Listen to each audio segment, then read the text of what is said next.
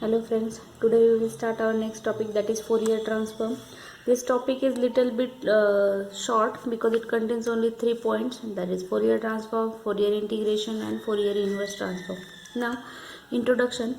Transformation is an operation which converts a mathematical expression into a different form with the help of which problems are either solved easily or methods of solution become simple. The main purpose of transformation is whatever complicated mathematical expression is converted into simplest form so that we can get it easily solution, or we can apply any method to solve it. Now, complex exponential form of Fourier series. Now we have already learned that Fourier series can be represented as if f of x is a periodic function of period 2l defined in the interval minus l less than x less than l, that is minus l to l, and satisfied Dirichlet's condition, then f of x can be represented by f of x is equals to a0 by 2 plus summation n varies from 1 to infinity an cos n pi x upon l plus bn sin n pi x upon l. We know that where here a0, an and bn all are known as here Fourier coefficients, and we also seen the formulas how to calculate these three terms. Next, in this form, now we have to convert this into complex form. So we know that here it is cos n pi xl or sin n pi xl are present here, or cos theta sin theta is present here. We know the knowledge of complex number, that in complex number cos theta can be written as e raised to I theta plus e raised to minus I theta upon 2, and sin theta can be written as e raised to I theta minus e raised to minus of I theta upon 2i. Now if I apply these two values to this term, then we get complex exponential form of Fourier series, and that can be written as here f of x is equals to summation n varies minus infinity to infinity cn e raised to I n pi x upon l, that is cn e raised to I n pi x upon l, where cn is equals to, that is integration or complex Fourier coefficient is equals to cn 1 upon 2l integration from minus l to l f of u e raised to minus I n pi u upon l du. Here n pi upon l is a coefficient, constant coefficient, u is a variable term, and by according to that we get the integration. Next is now Fourier integral.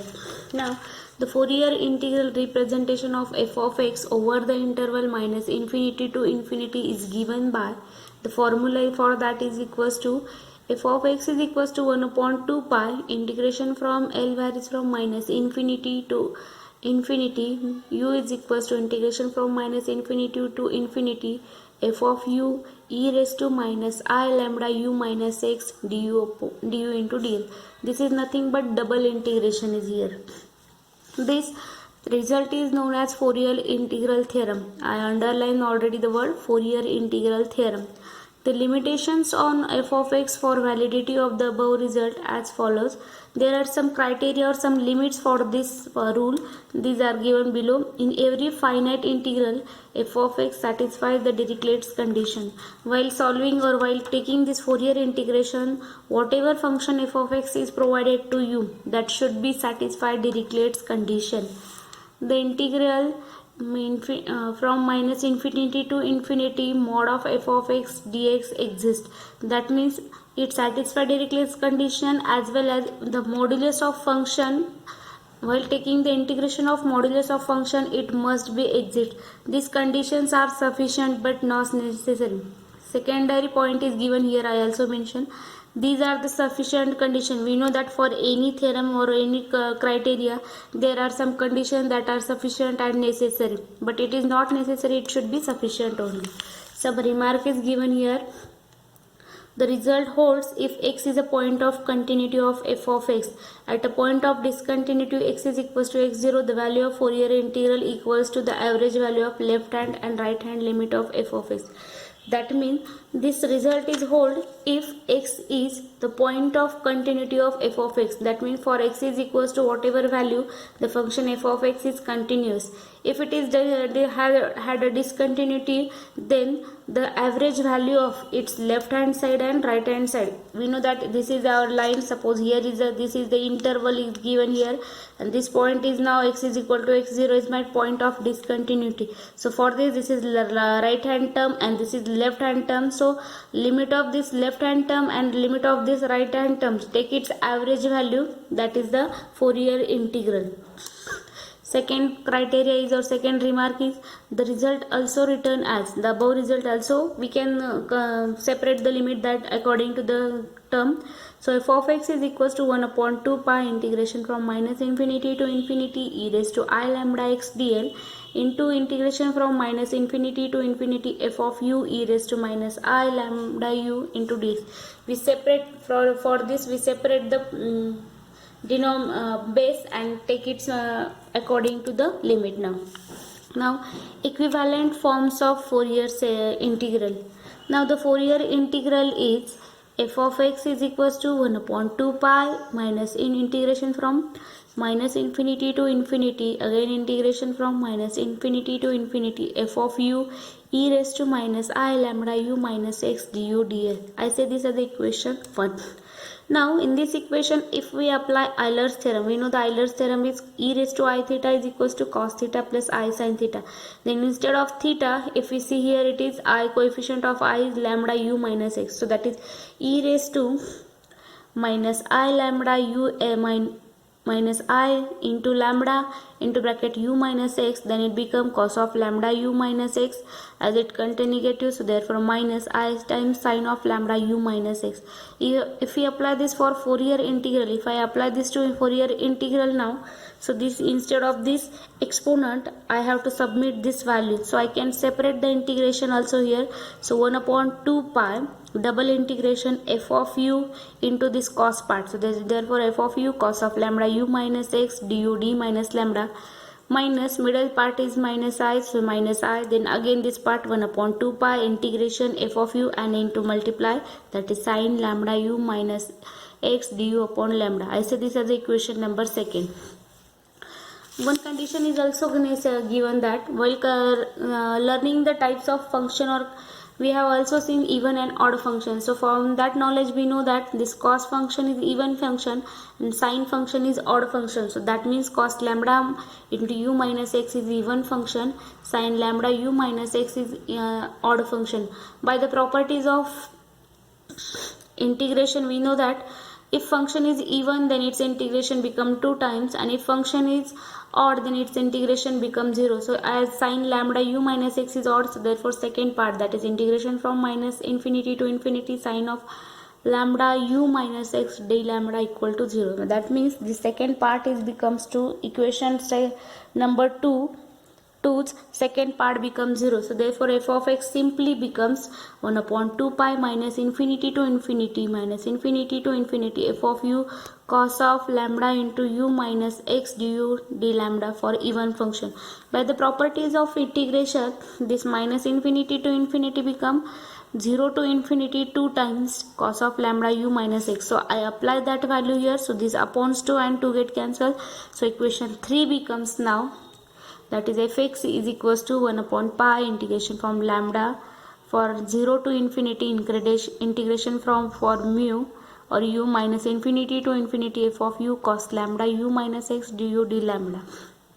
Now if we apply for this lambda u minus x, that become, if we apply cos a minus b formula for cos lambda u minus x, that is cos a minus b is equals to cos a cos b plus sin a sin b. So that become here 1 upon pi integration from 0 to infinity integration from minus infinity to infinity f of u cos lambda x plus sin lambda u sin lambda x du dl or d lambda. Hence f of x is equals to, note these conditions now, f of x is equals to integration from 0 to infinity a lambda cos lambda x plus b lambda sin lambda x into dl, where a lambda is equals to, that is 1 upon pi integration from minus infinity to infinity f of u cos lambda u du, and b lambda is equals to 1 upon pi integration from minus infinity to infinity f of u sin lambda u into du.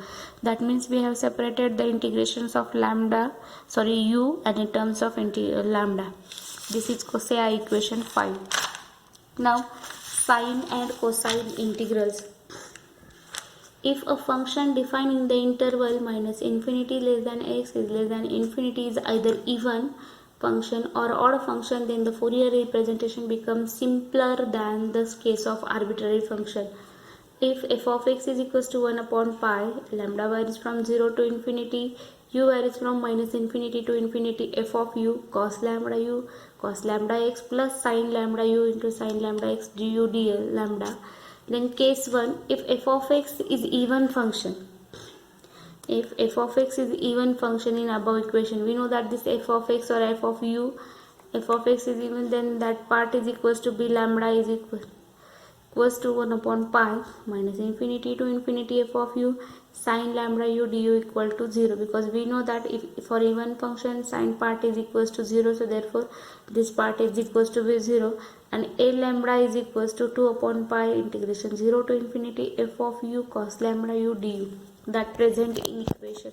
So that means in that case our f of x or Fourier term become 2 upon pi integration 0 to infinity f of u cos lambda x du d lambda. This is called Fourier cosine integral. This is called Fourier cosine integral. Secondly, if function is odd is given here. If odd is given, that means even part must be 0. So cos part is become 0. So in equation 1, so the b lambda is equals to now 1 upon pi minus infinity to infinity f of u sin lambda du is equals to 2 upon pi, that is 2 times 0 to infinity f of u sin lambda u into du. So therefore fx becomes 2 upon pi 0 to infinity f of u lambda sin lambda u sin lambda x du dl. This is also known as Fourier sine integral, as it contains sine term, so it is called sine integral. Next is now Fourier transform. We know that Fourier integral theorem, that is equation 1. First we will see that Fourier integral theorem is equals to fx is equals to 1 upon 2 pi, lambda varies from minus infinity to infinity, u is equals to minus infinity to infinity f of u into e raised to minus I lambda u minus x du d lambda. Now this is my given term. I have separated here the base of e term, that is u and x part is separated. So 1 upon 2 pi integration from minus infinity to infinity f of u e raised to minus I lambda u into du into e raised to I lambda x dl. So we write f of lambda is equals to integration from minus infinity to infinity f of u e raised to minus I lambda u du. Hence the equation becomes fx is 1 upon 2 pi minus infinity to infinity. I substitute this value of integrations value is equals to f lambda. So here it is f lambda e raised to I lambda x d lambda. The function f lambda is called the Fourier transform of f of x.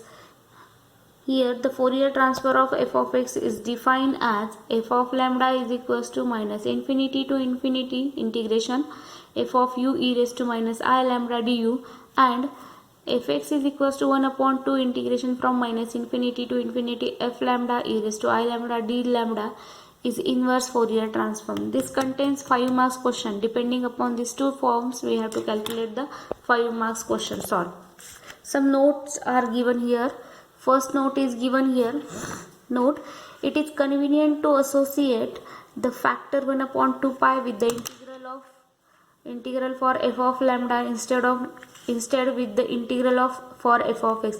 It is also possible to achieve more symmetric form by associating the factor 1 upon root pi with each of the integral. Therefore, by applying this condition, it becomes f lambda is equals to 1 upon under root of 2 pi minus integration from minus infinity to infinity f of u e raised to minus I lambda u du. Secondly, also I have put here 1 upon pi, instead of that 1 upon root 2 pi. Symmetrical expression fx and its corresponding function f lambda constitute a Fourier transform pair. We know that there are some symmetrical expressions or relations are present. So that symmetrical expression fx and its corresponding functions f lambda it constitute a Fourier transform pair of that Fourier transform. Next part is now Fourier sine and cosine transform. This is also important. So depending upon this there will be also a 5 marks question. Firstly, I consider Fourier cosine transform.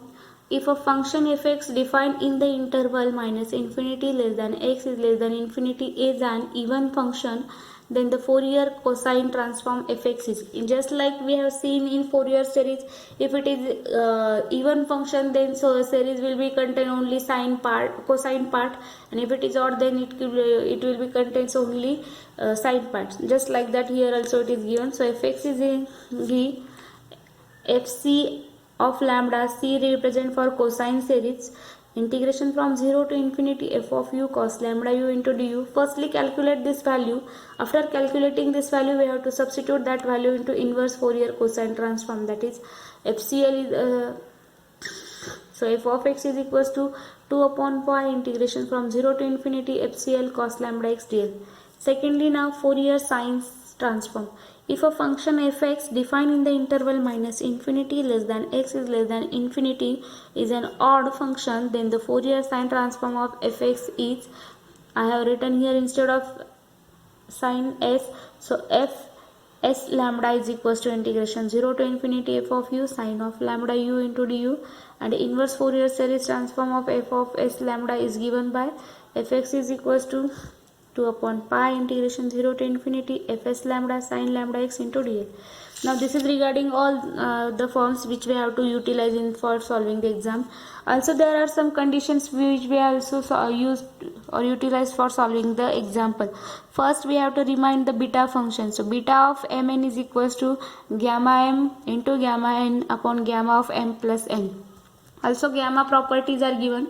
Gamma of n plus 1 is equals to n into gamma n, or gamma of n plus 1 can be also written as n factorial, that is product of that n natural numbers. And second condition, that is given values provided, gamma of n is equals to root pi here.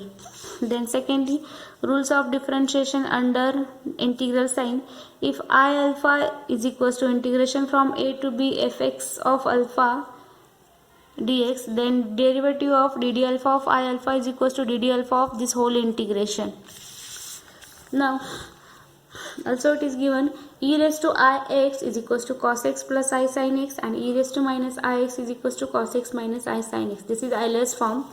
Then mod of x is less than or equals to a means minus a is less than or equals to x is less than or equals to a, and a mod of x is greater than a means this implies x is greater than or equals to a, and x is less than or equals to minus a here. Then these two integral forms which are also important.